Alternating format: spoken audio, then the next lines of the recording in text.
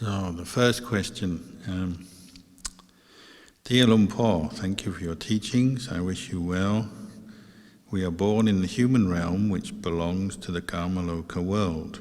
Could there be millions of the human realm or other realm in this existence, as long as the condition is right for one to be reborn there? Thank you. So I'm not completely sure on this question what you're referring to, whether you're referring to there being millions of different human realms or just members of the human realm being in their millions. That's certainly the case already, isn't it? There's 8 billion humans, give or take a few, and it seems to be growing all the time. You mentioned quite rightly, this is what we call the Kamaloka world or Kamaloka realm. Kamaloka means sensual realm. Human beings, we are sensual beings. We have 5 physical senses in the mind, the 6th sense. So we're living, breathing, sensing beings. Some of those sense objects we sample from moment to moment through our day. Some are pleasant, some are unpleasant, some are more in the middle. And we can't escape that as long as we're alive. Our senses are picking up information, receiving pleasant and unpleasant objects all the time. And there's millions of us, so yes, there are millions of humans. Perhaps this is a roundabout way of you saying, where do they all come from? It's a very common question. If the number of humans keeps increasing, and then there's these other realms of existence that the Buddha pointed to, what we call the lower realms, the Bhaya Bhumis, the animal realm, and there's millions of them. The hungry ghost realm, there's millions of them. The Zarukayas, the sort of demon realm, and then the hell realm, and there's millions of beings in the hell realms, they say, and there are many hell realms. And then there's higher realms, Devaloka, Deva realms, heaven realms, the 6 heaven realms, sensual spheres, and then the Brahma realms, Rupa Brahma realms, and Arupa, formless Brahma realms. These are based on meditative attainments, people who attain jhana but are not enlightened yet and may be born in the Brahma lokas. So there's all these realms that you can't normally see, so of course that gives rise to speculation, doubt. But it's a commonly asked question, well, where do all the human beings come from? Well, they're coming in from these other realms that you can't see. And there's more beings in these other realms that you don't see than humans that you can see, if you were to wander around the world counting them all, or you rely on various government statistics or whatever. There are more realms that you can't see than you can see, and there's more beings in those realms. But because you can't see, it's a reasonable question to say, well, do they really exist? Is this just fairy tales, stories? I myself used to have that doubt. So if you are having that doubt, well, I would just keep an open mind. Maybe there is, maybe there isn't. Because we can't really prove one way or the other. If you can't see something, you can't say it doesn't exist, just as you can't say it does exist. So I would keep an open mind, but that would explain how the numbers of human beings is constantly on the rise, is that they're coming from these other realms. The conditions for rebirth, generally speaking, in Buddhism we say are people, beings, so it could be from other realms, who have previously kept the 5 precepts. So they have a sense of what we call the Manusa Dhamma. Manusa means human quality.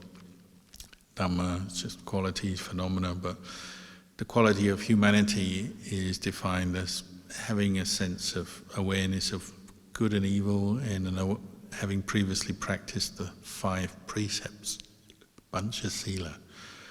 not killing, not stealing, not committing acts of sexual misconduct, not lying, not taking intoxicants. Having previously trained and developed using those 5 precepts in previous births, that develops a strong good karma, sense of moral integrity, which then flows on to if one is still migrating or subject to the process of birth and death, samsara, then one may be reborn as a human because one has laid the foundations, the good causes for future human rebirth by following the 5 precepts. But of course we don't always follow the 5 precepts. Sometimes we give them up and get lost, so that leads to rebirth in the lower realms, animal realms, ghost realms, hell realms. But sometimes beings in those realms, when the karma that led them to be reborn in those realms ends, then they come back into the human birth. They may have enough good karma, having previously kept the 5 precepts, maybe having practiced generosity, maybe having meditated even. They may have done a number of good kinds of karma in previous existences. When their bad karma wears off, then they may be reborn in a human realm. But how well they do in the human realm, well, it depends how much of a store of good qualities they've developed from the past, say like their ability to keep precepts, act well, act in a kind way to maintain their humanness, their human qualities will vary from person to person. And as we know, some human beings unfortunately get really lost and deluded and act in very immoral, evil, unkind, cruel ways. Others don't. Others can maintain their humanity and even improve on it. And so we also talk about manusa deva. That means somebody who's in a human form, but their mind is actually the mind of a deva. They're as if already in a heaven realm, even though they're still living in a human form in the human realm, this realm. But their mind is very refined, spiritually mature, well-developed. They have a well-developed sense of hiriotapa, meaning a sense of shame, fear of wrongdoing. They have a conscience. And you sometimes meet people like that who are inside, they're actually already as if they're in a heaven realm, whereas on the outside they still have a coarse human body, subject to pleasure and pain and the ups and downs of living in the human realm. So sometimes we kind of tend to look at the human mind almost on this sliding scale of goodness and badness. So you can slide down and you might have a mind that's very coarse, and they call that manusa dirachano.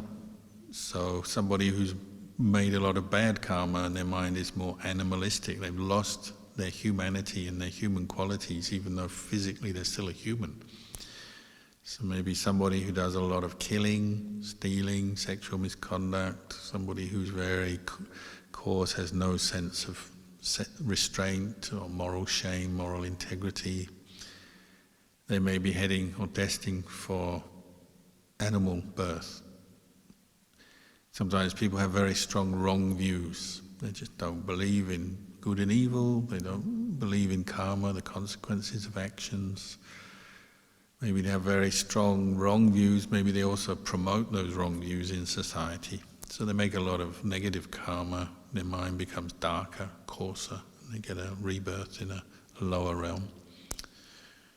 So the human mind, it can go up and down according to karma, how well we look after it, how well we develop it or don't develop it.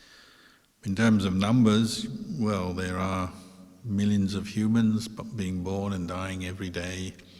More will come, people will die, more people will be born.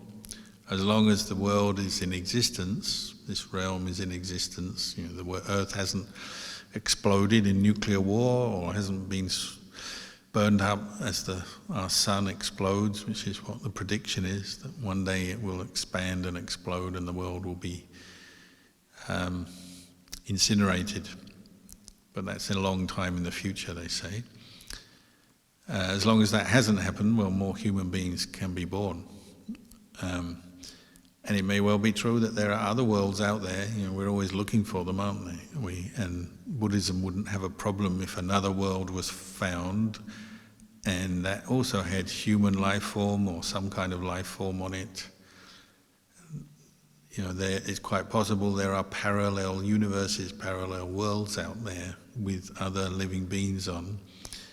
I think the Buddhist take on it would be, if you meet the alien on this far distant planet that's inhabited by life, that alien form, whether it looks like us or not, it's still going to be subject to birth, aging, sickness and death. They'll probably still get angry when things go wrong. They'll probably still have some form of lust and desire, the desire to procreate. They'll have to eat something, so they may have desires based around food.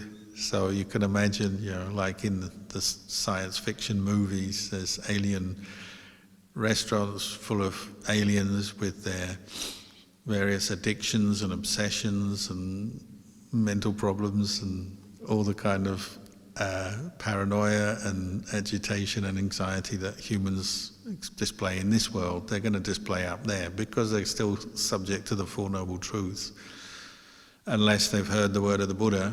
So that would be my way of greeting the aliens when they come, rather than fighting them. I'll teach them the Four Noble Truths. If it works. If they listen. Don't know if they'd listen.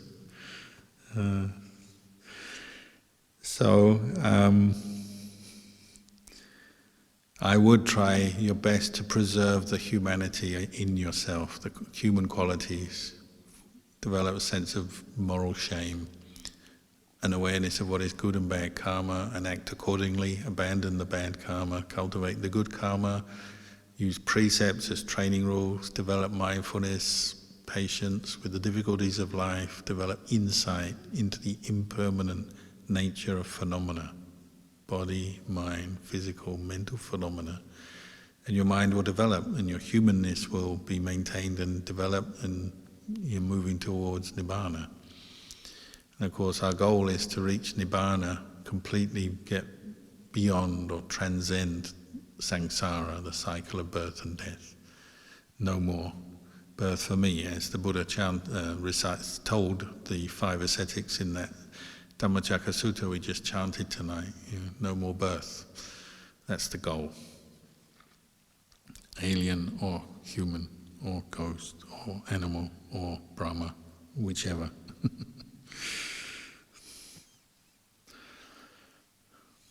Next question. Dear Luang Por, thank you for your teachings. Is it correct to say that our 5 khandhas and karma create our view on suffering? If one is mindful, he or she sees suffering as something that rises and ceases in the mind. May we understand how one can be mindful of this right view and how to make it more consistent? Thank you again for your patience.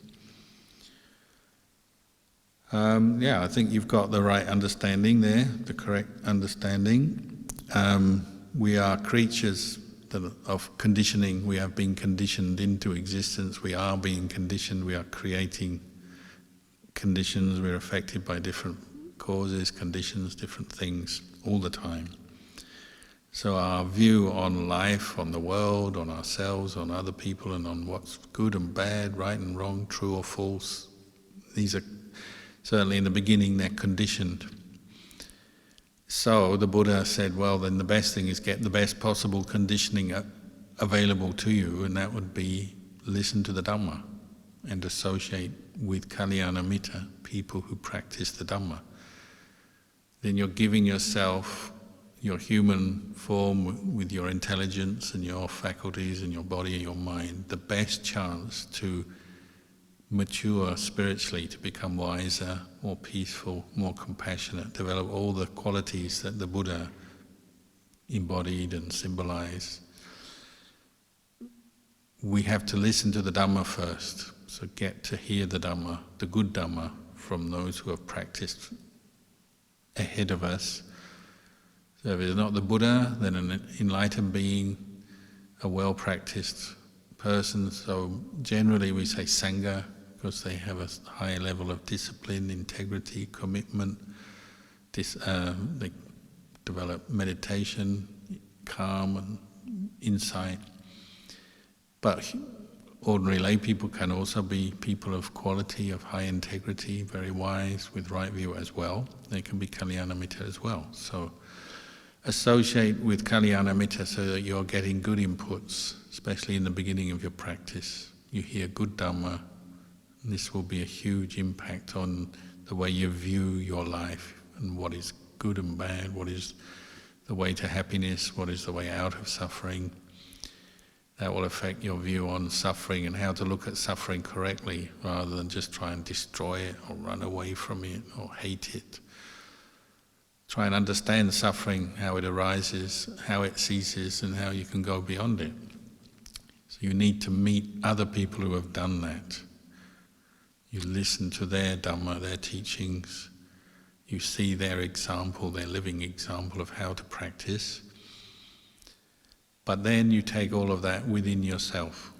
The Dhamma you've heard from others, you have to reflect on it until you understand it better, intellectually, emotionally, and you gradually educate yourself through listening to the Dhamma, but then reflecting and contemplating it and developing the qualities that help you to contemplate truth, the Dhamma. The mindfulness, the patience, the effort, the energy, the reflective side of the mind, the insight, and particularly insight based on states of stillness and mindfulness. Because when your mind is still, calm, clear, then insight is going to be at its best. You'll see things more clearly, you'll understand more deeply when your mind is quiet. Because normally our mind is affected by the mental defilements. It's constantly running and thinking and worrying and getting caught into the different kinds of emotions, the highs, the lows, the ups and downs. It's quite hard to develop deep, profound wisdom that will uproot mental defilements, uproot delusion. But as you develop more mindfulness and samadhi and states of stillness, then your insight and clarity of insight develops. Your mind becomes brighter and you see things more clearly. So then insight can really help you uproot these defilements. So then gradually you're moving from the Dhamma that you've heard, the Dhamma that you've thought about and intellectually understood and come to some kind of basic understanding, to the Dhamma that you actually know and see directly through experience, without any bias, without any attachment. That's your aim. That's what we call bhavana maya panya. So that gives rise to the lokutara samadhi, lokutara right view, the transcendental right view, where you really understand what is the cause of suffering, how to abandon it, and then experience the cessation of suffering. So you abandon greed, anger, delusion as they arise, and you experience true peace of mind, purified peace of mind because of that. So associate with Kalyana Mitta, wise friends with integrity, with knowledge, with practice, practical knowledge. Listen to them, then practice for yourself until you make the Dhamma your own. You no longer have to depend on external sources. You're developing your own internal Dhamma through practice. Keep practicing.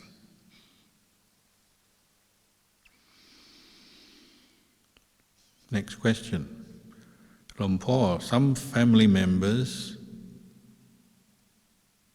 just speak negatively to you over and over again.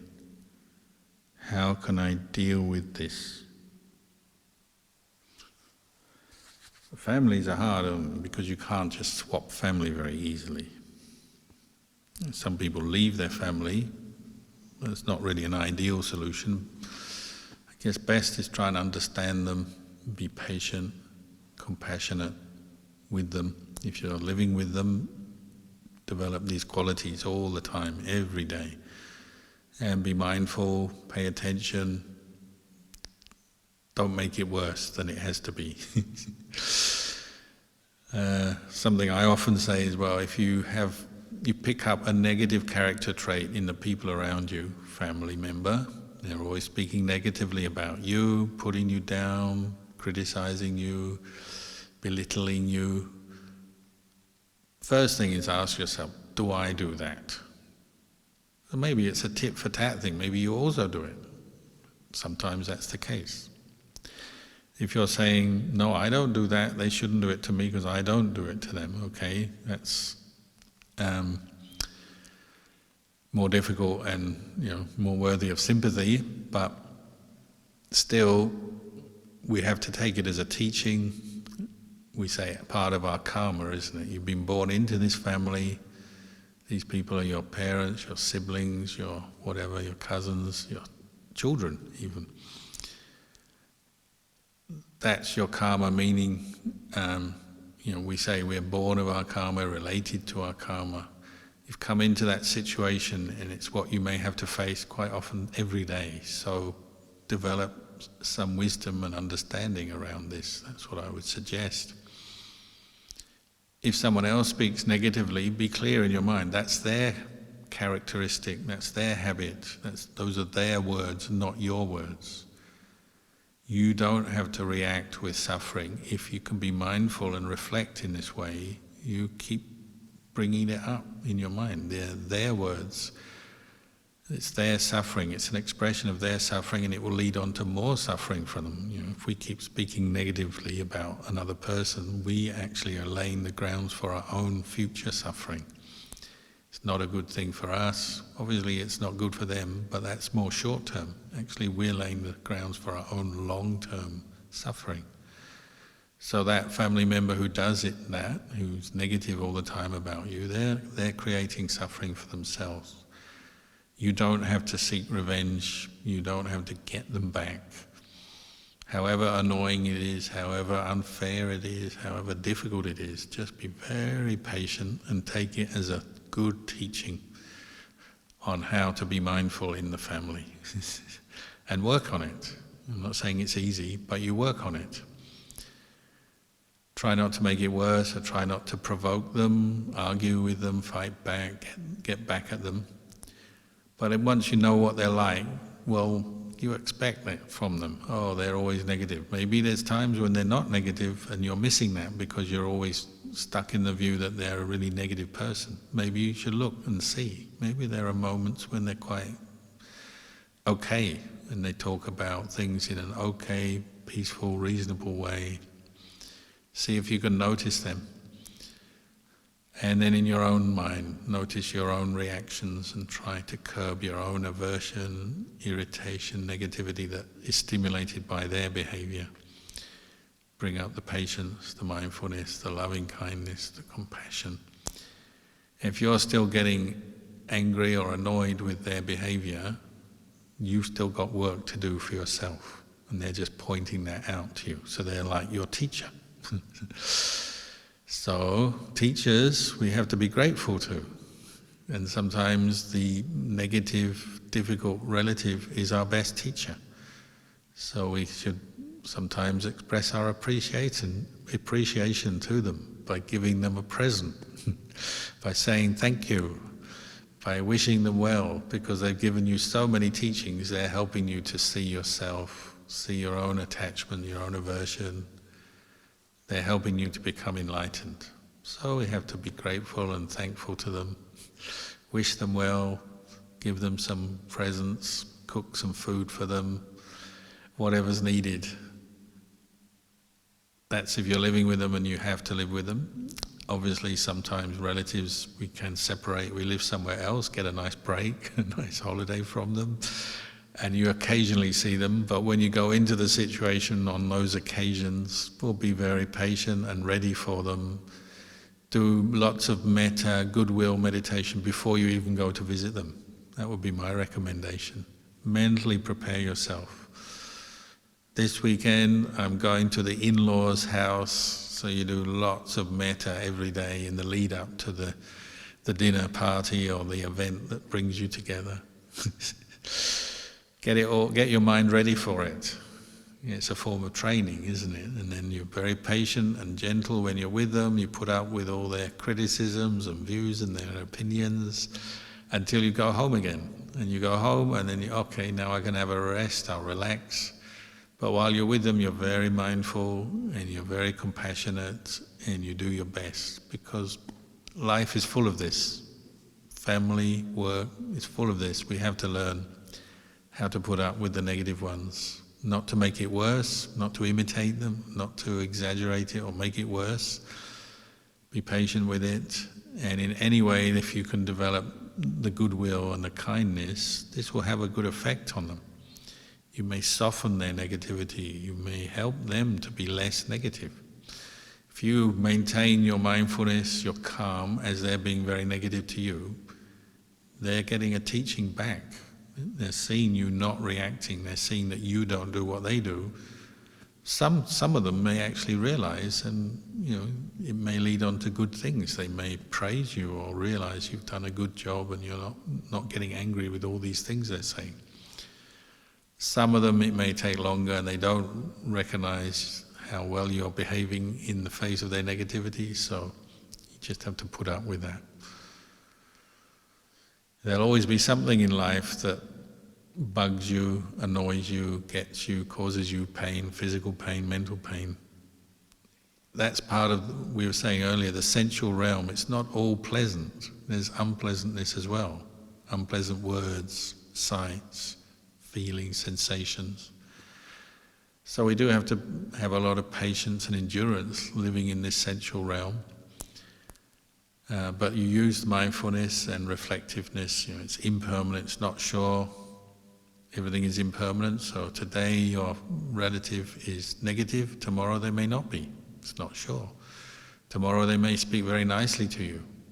And then the day after that, they're back speaking negatively. It's not sure. So, sense of humor helps with family, doesn't it? Another question. What should I do if during my meditation I see a vision of myself as a corpse?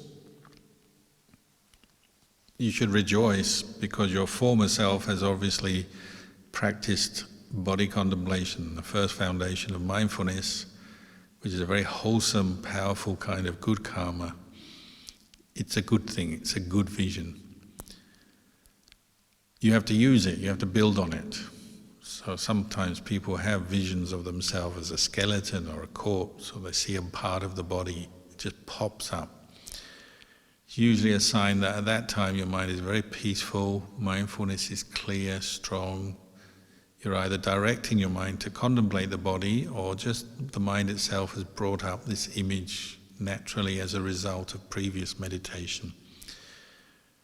So generally speaking, we would say it's a good sign, a good vision, a good experience, but it can also be confronting. So sometimes your first reaction may be fear, or somehow you're caught into fear or agitation, you're worried by it, or maybe doubt, what is that? So just be very patient with your initial reaction and don't get lost in that. Try to explore the image if you can, hold it in mind, explore it. Oh, one day I will die, and this is just my own mind reminding me of that by showing an image of me as a corpse. Could be myself, or even sometimes we see other people as a corpse. Sometimes many people have told me they've been assailed by, overwhelmed by lust. They're meditating and their lust has come up and they start thinking in a very sensual or sexual way about somebody they know. But because they've previously been developing mindfulness, reflecting on the body as impermanent, as not self, as unattractive, this sexual fantasy or lustful mood that they've suddenly been caught into can also change, and the image of the body as a corpse or some unattractive aspect to the body, seeing the body, seeing some of the things that this body produces, vomit or feces or urine or blood or whatever, or just some more repulsive, unattractive aspect to the body comes up to counter the lust. And sometimes that happens automatically without trying, because mindfulness is there and the previous reflection has taken place. So it's like waiting to come up, your own wisdom helping you when lust has come up in the mind. Sometimes you have to drive that practice. You have to focus the mind on the body, the unattractiveness of the body. You have to do the work, and you have to develop that meditation, because your mind can be stubborn and it doesn't want to let go of its sexual desire, its lust, its sensuality. Other times it does, and it quite naturally brings up the body contemplation. So every meditation, every situation is different. But try to hold the image, develop the image, remember the image, and maybe look at parts of the body. If you're seeing your body as a corpse, what does it do? Maybe it brings you a great sense of dispassion, letting go. You realize, this body, one day I must let it go. It's not permanent, it will go back to the elements. Ultimately, it's not mine, I am not this body. So it can give you insight into not self. There's many different insights and reflections that come from that kind of an image.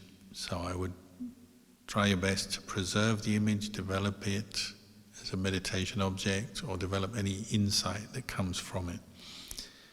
And you may find it's repeated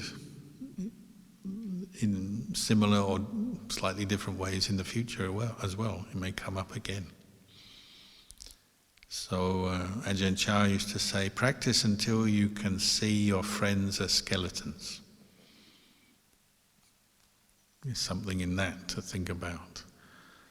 You may associate skeletons with fear and ghosts and death and don't really want to think about skeletons, but it also means you have a deep insight into the impermanent nature of the body.